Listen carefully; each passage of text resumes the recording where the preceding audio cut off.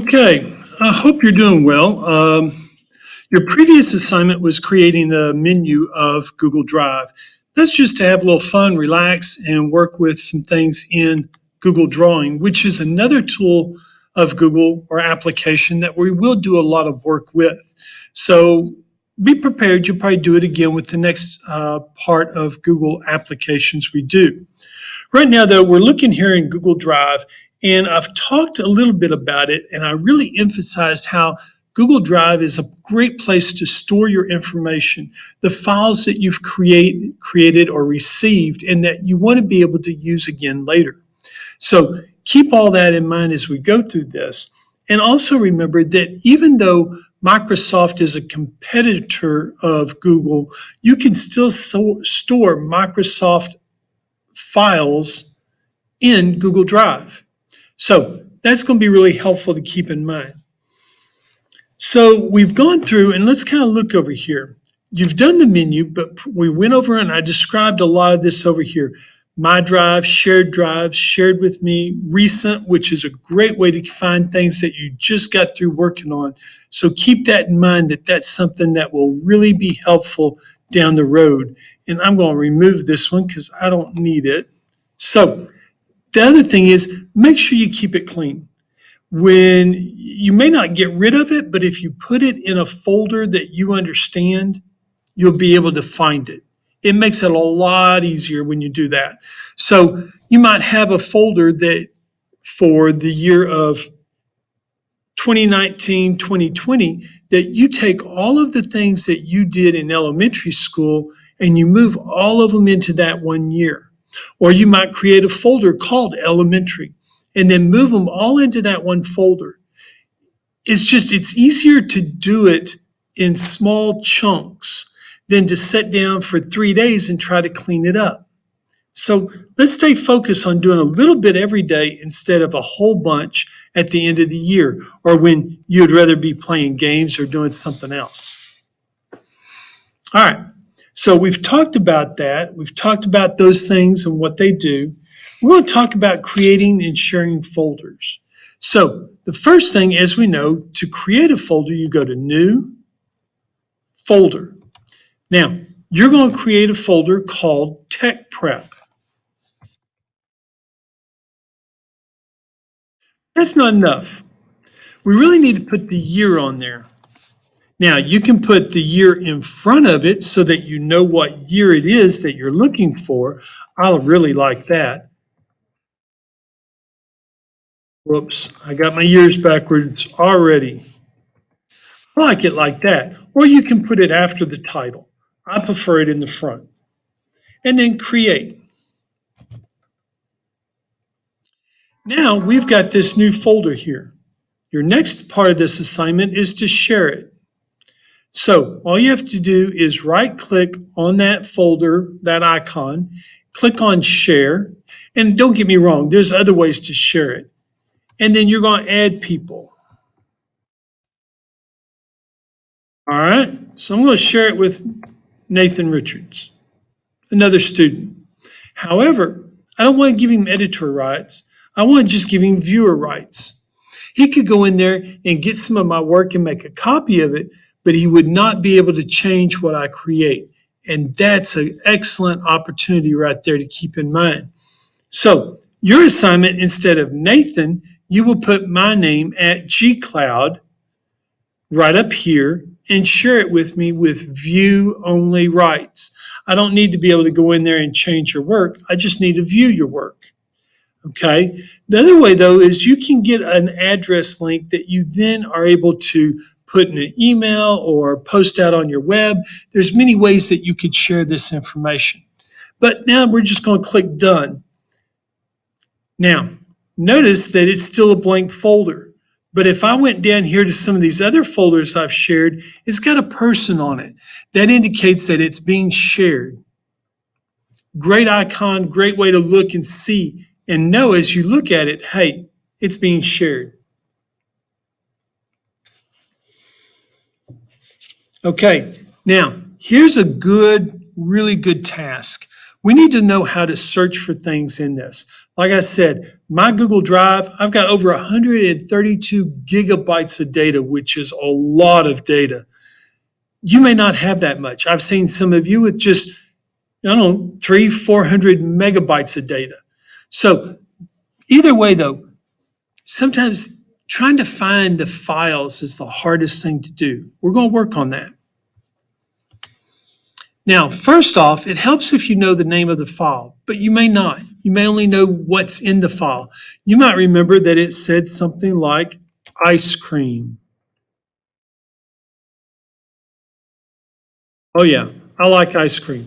So I could type that in, and then when I hit the search, it's going to pull up all the documents I have, some that the title says ice cream, but some that may not say ice cream at all. Ice cream may actually be down inside the file. So that's something to think about. This is where Google really excels in doing the search, and it makes it very useful. Another thing, though, that you may be looking for is a picture.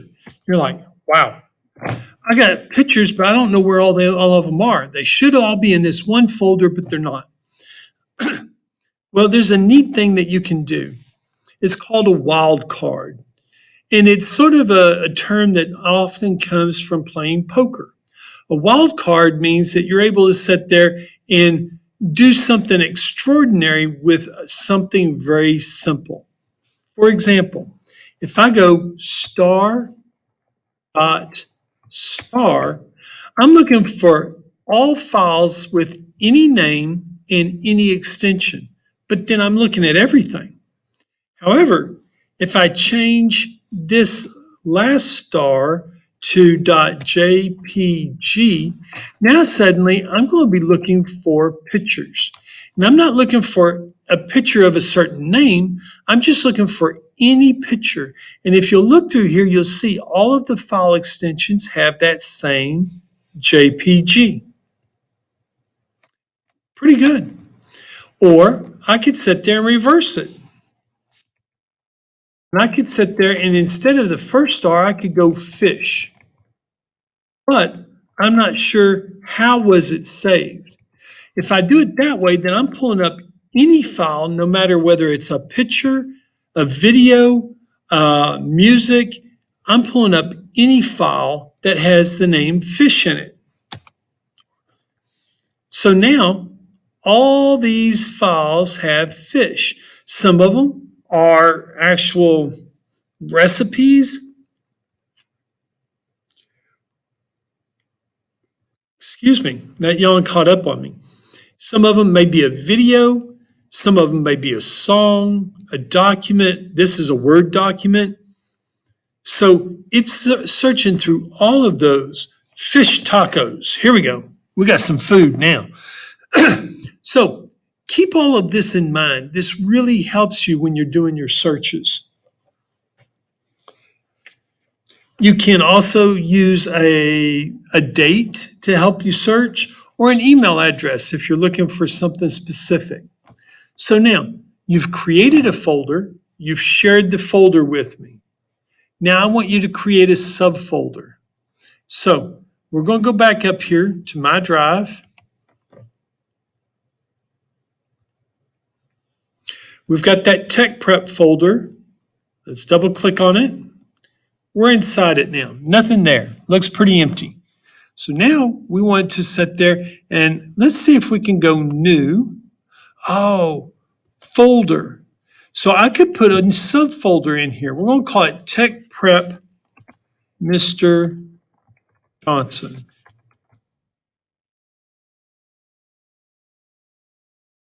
Ice cream. I get my ice cream in here. All right, Mr. Johnson ice cream. So that's your next part that you're doing. So you've got a folder. Now you've got a subfolder. Understand, you're sharing that subfolder with anybody you shared the folder with.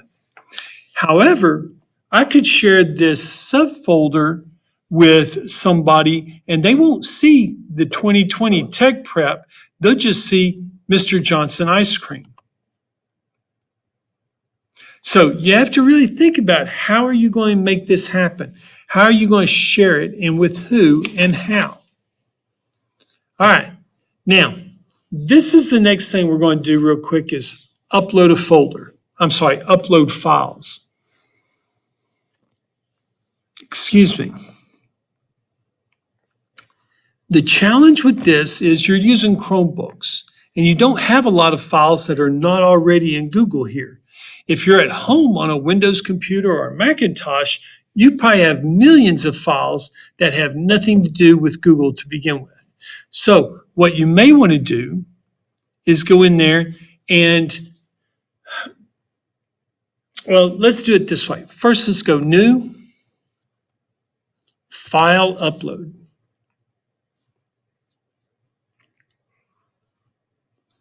Pardon me. And then I'm going to find a picture. Now I found an image and it's uploading it. That's the easy way to upload in a Chromebook.